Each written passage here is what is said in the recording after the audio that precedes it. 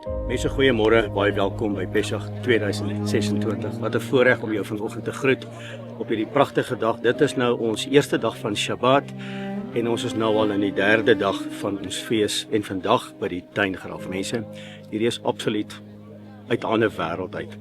En ek wil net vandag vir julle ouens sê dat op die plaas gebeur hier fenominale dinge. Ons raak ontslaaf van ons Egiptiese hart. Ons raak ontslaaf van die greep van Farao wat hy op ons lewens gehad het.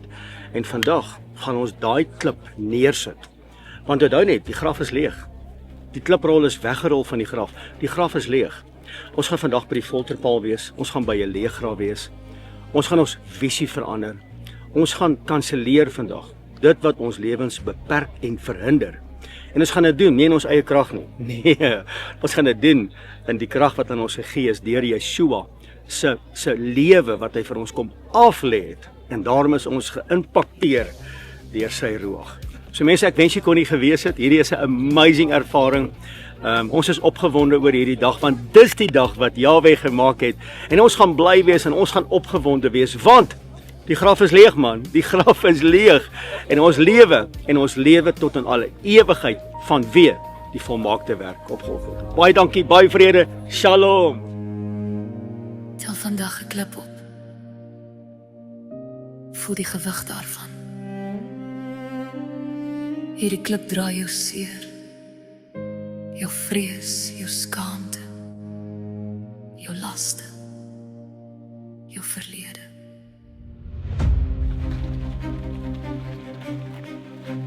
By Menorah Tabernakel stap ons vandag na die graf van Yeshua, na die plek van oorgawe, na die plek waar liefde klaar betaal het. En wanneer jy by die paal kom, laat dit gaan, laat dit hier val, want Yeshua het reeds betaal vir alles wat jou swaar maak. Ek dra die gewig van diep in my hart. Ek dra die seer van gebroke smart. Maar daar in die verte roep genade my naam, na die graf van Yeshua, waar ek alles laat gaan.